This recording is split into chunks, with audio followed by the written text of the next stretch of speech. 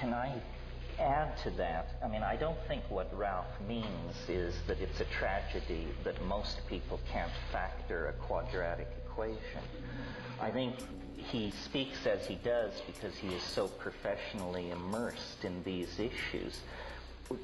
As someone somewhat more distant from all of this, but in agreement from Ralph, the failure to teach mathematics in practical, social, and political terms boils down to a failure to teach logic and discriminating understanding. The great evil, in my humble opinion, which haunts our enterprise, and I say this realizing I'm setting the fox among the chickens, the great evil that has been allowed to flourish in the absence of mathematical understanding is relativism. And what is relativism? It's the idea that there is no distinction between shit and shinola. That all ideas are somehow operating on equal footing. So one person is a chaos theorist, another is a follower of the revelations of this or that New Age guru. Someone else is channeling information from the Pleiades. And we have been taught that political correctness demands that we treat all these things with equal weight. Because we have no mathematical ability, no logical ability, we don't know how to ask the questions that expose some positions as preposterous, trivial, insulting to the intelligence, and unworthy of repetition. So we all are very comfortable bashing science and flailing away at that, but that isn't our enemy. Science is capable of undertaking its own reformation and critique and has been engaged in that fairly vigorously for some time.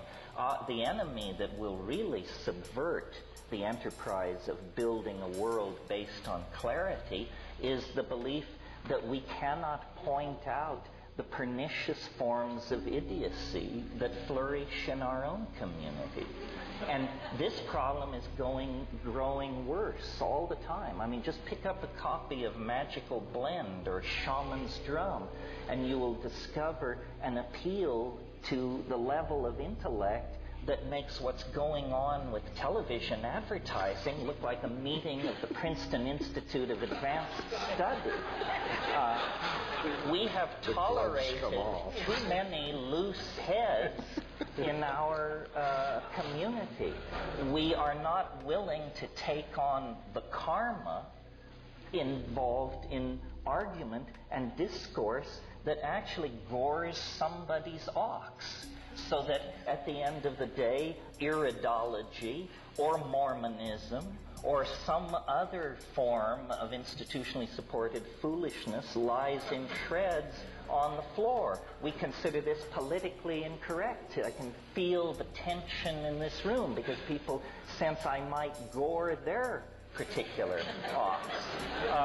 If we had learned mathematical logic or reason or rules of evidence, when someone approaches us excited to inform us that the ruins of Lemuria have been spotted in the deep sea off Big Sur or something like that, we would be able to respond to that with the contempt it deserves. I had a conversation about this recently with someone who, if I had to describe their job category, I would describe them as mafiosa. And I said, what do you think of the abduction phenomenon? And without hesitation, this person said, there are just so many foolish people in the world. And to me, all of these things are intelligence tests. And the people who pass the intelligence test are not worrying about pro bono proctologists from other star systems going unannounced in their bedroom. So you know, we have perfected politeness. We have perfected the ability to listen to damn foolishness without betraying by so much as the flick of an eyebrow that we realize what we're in the presence of. Now I think it's time to refine our mathematical skills, learn to think straight, and not be afraid to denounce the pernicious forms of foolishness which are vitiating the energies of our community and making us appear marginal and absurd in the discourse about truly transforming society.